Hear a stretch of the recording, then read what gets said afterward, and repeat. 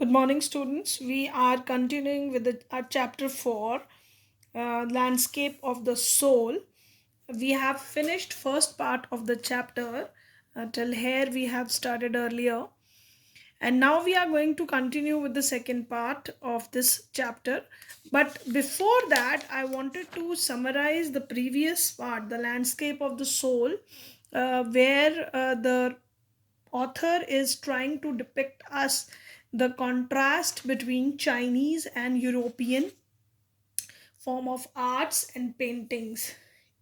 You were told two, three tales or stories you come to know from this previous part of the chapters, which shows that uh, how our inner life and how our souls that is revealed to us. Actually, the painters and artists, they not only draw some painting, but they actually try to project their mind. It's not really the only the this imagination is not coming out of their mind, but their inner feelings, that spirituality, that soul is depicted in Asian art. So this author wanted to bring out that one should understand the true meaning of the painting drawn by the painter. The painter don't want that a person should observe it from outside, but he should deeply involved in it through his soul, and that's how the real meaning of the painting is clear to the viewer who is seeing that painting. Now, this is the basically the basis of Chinese painting.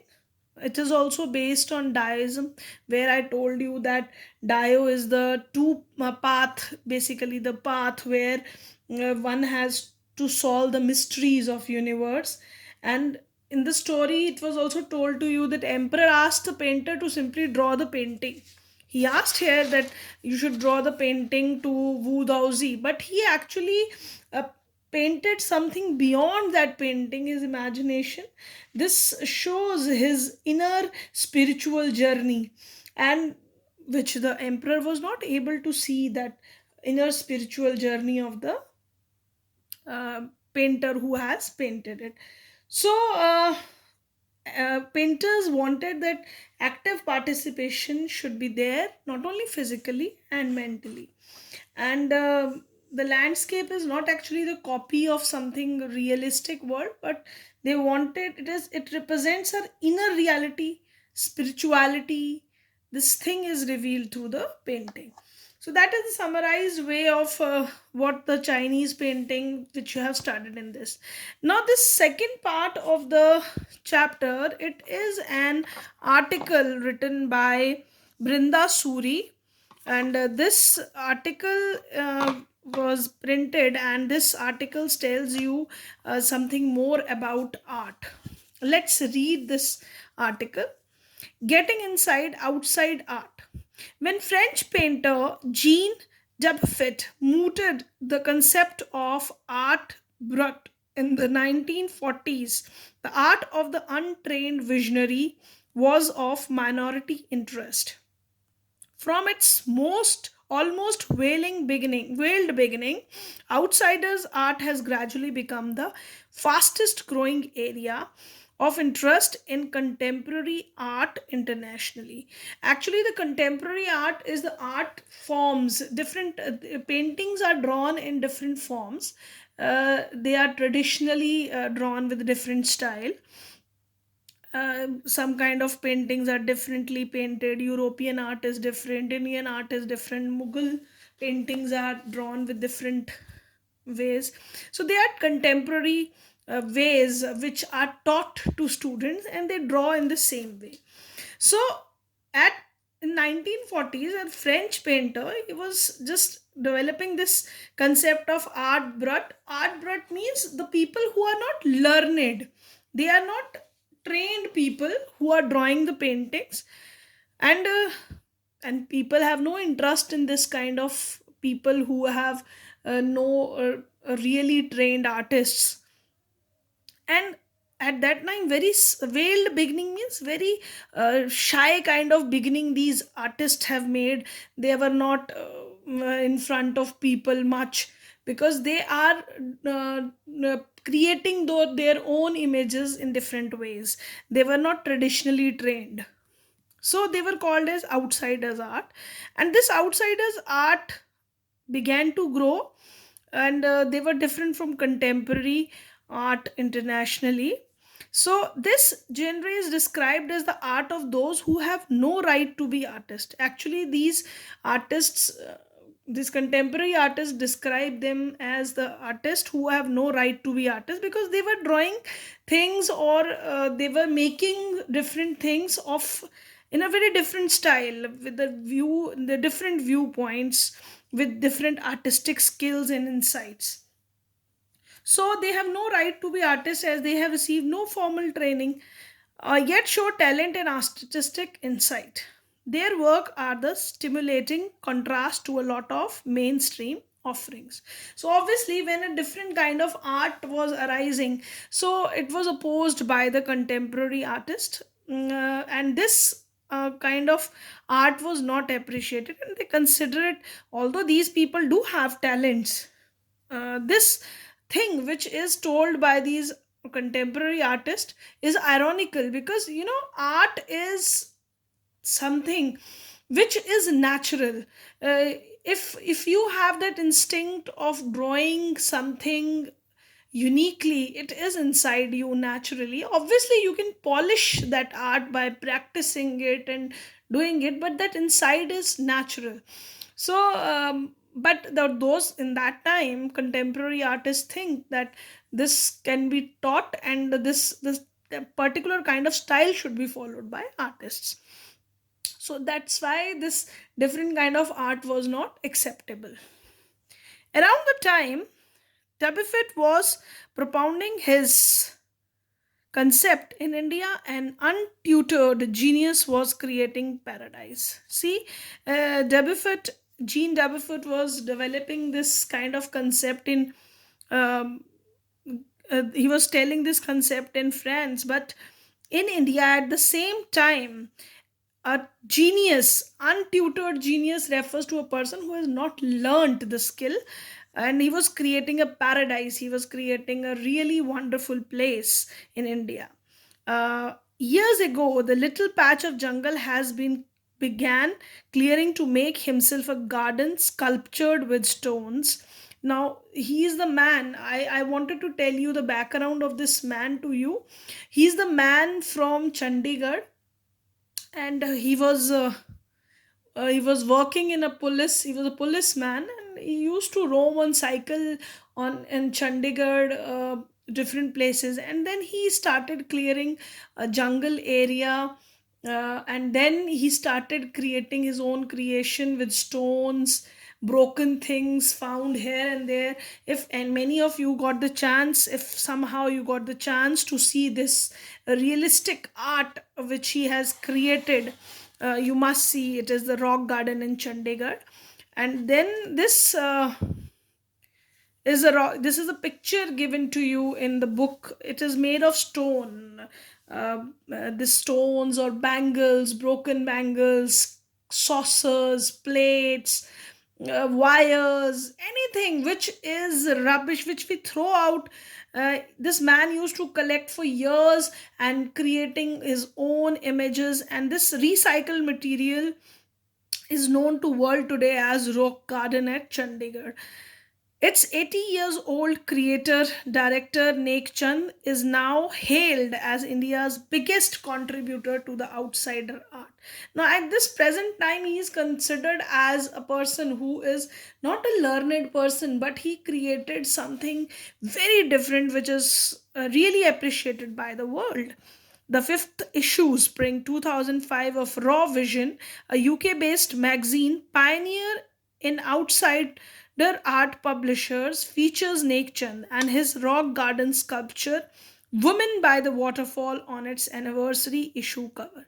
So even the 50th, when they have this magazine Raw Vision, which is a UK based magazine, when they 50th issue was given in 2005, they present this man's work with the title Women by the Waterfall.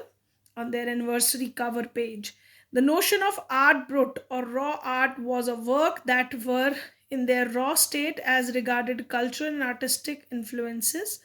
Anything and everything from a tin to a sink to a broken down car could be material for a work of art. So here, just as I told you, you can find many things which we throw as a garbage. It may be the broken car, it may be the saucers, plates, broken bangles, home accessories from home which are broken, stones, pebbles. They have used it in the form of art and created a beautiful work of art. And this something Nekchand has taken to dazzling heights, and the way he has created this rock garden, it is amazing. Recognizing his art as an outstanding testimony of the difference a single man can make when he lives his dream. So, this is what is basically presented. He was not taught any kind of art, but this art was inside him, and he wanted to live his dream, and he lived that, and he created a unique piece of art. So, the Swiss commissioned for UNESCO will be honoring him by the way of a European exposition of his work. The fifth 5 months interactive show, Realms of Nekchand, beginning October, will be held at leading museums in Switzerland, Belgium, France, and Italy. The biggest reward is walking through the garden and seeing people enjoy my creation, Nek Chand says. So, this is an article by Brinda Suri where she was telling that Nek Chand was saying that this is the biggest reward he was getting through the garden, and where the people are enjoying his creation, because this work is to be shown at different places in museum in Switzerland, Belgium, France, and Italy, where this was propounded earlier. These are the places where art was considered as contemporary art, that people could only present the work which is contemporary, and now a person is honored for the art which he has not learned, which he has inside it, and then he produced his vision in this form of a rock garden, and he is honored. This is an article of Hindustan Times on 28th of August 2005. This article also tells us that art has its different forms, the way people can create. So every human being, they have that uniqueness of showing their different various kinds of arts and different forms. So we have completed this chapter. It's a very small chapter which I have explained to you. Now we will be continuing with few question answers which I have given to you throughout the chapter, which you are going to practice as your work from home. So just read through the chapter and then you are going to answer these questions. So here a very short answer type question from the chapter which I have given it to you. For example, what was depicted in the last painting made by Wu Daozi? So in the first paragraph, you know that what was depicted in the painting of Wu Daozi, what he tried to show in that painting. See, in that, that high mountains, forest, beautiful, wonderful scenes, clouds, immense sky, men, paths, birds, these all things were depicted in that. So it's a very simple question given in the um, chapter. You have to write those all keywords, what was depicted in the painting by Wu Daozi. Next is the what does a European painter want from the viewer? Now there is different viewpoints that what an European painter want and what a Chinese painter want from their viewers. So European painters, what they want, they simply wanted that the person who is viewing the painting, he should see the thing from their point of view, and especially whatever they have drawn, whatever specific angle they have made that painting, they should see that painting from that angle. And these are very realistic kind of paintings which they have drawn, and simply they don't want that it should the viewer should understand it. They simply wanted that from the outside view the person should view it, appreciate it from their point of view. That is the European painter wants from the viewers. And what does a Chinese painter want from the viewer? In this, you have to write down the view, the Chinese viewpoint, where they wanted that whatever the painters painted, that landscape is not real, but they wanted that a person who is viewing it, they should travel up and down in it, they should create their own imagination, thoroughly view it, and from different point of view they can enjoy that painting in a very leisurely way and watch it.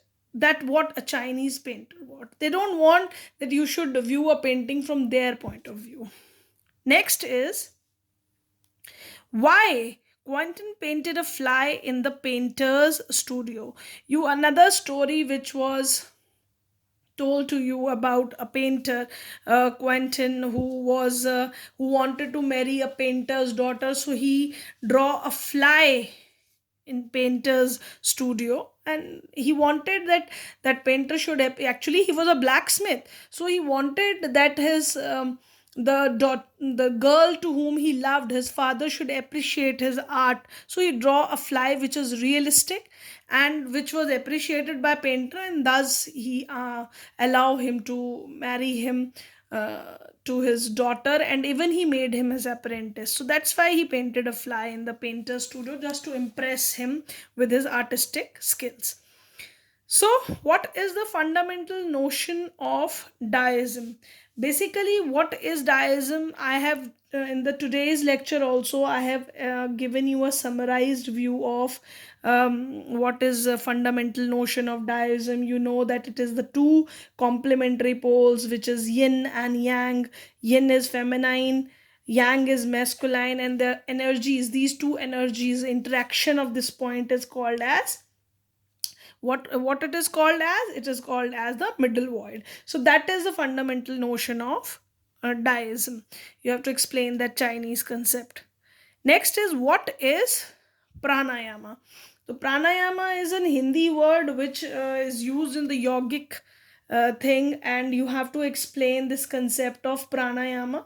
Pranayama is basically the awareness of breath in which yogic exercises takes place, and you have to breathe in and breathe out, and within this suspended breath there is in the middle place where you retain your breath for some time. That is the where meditation took place. It is the middle path. So that is what pranayama means.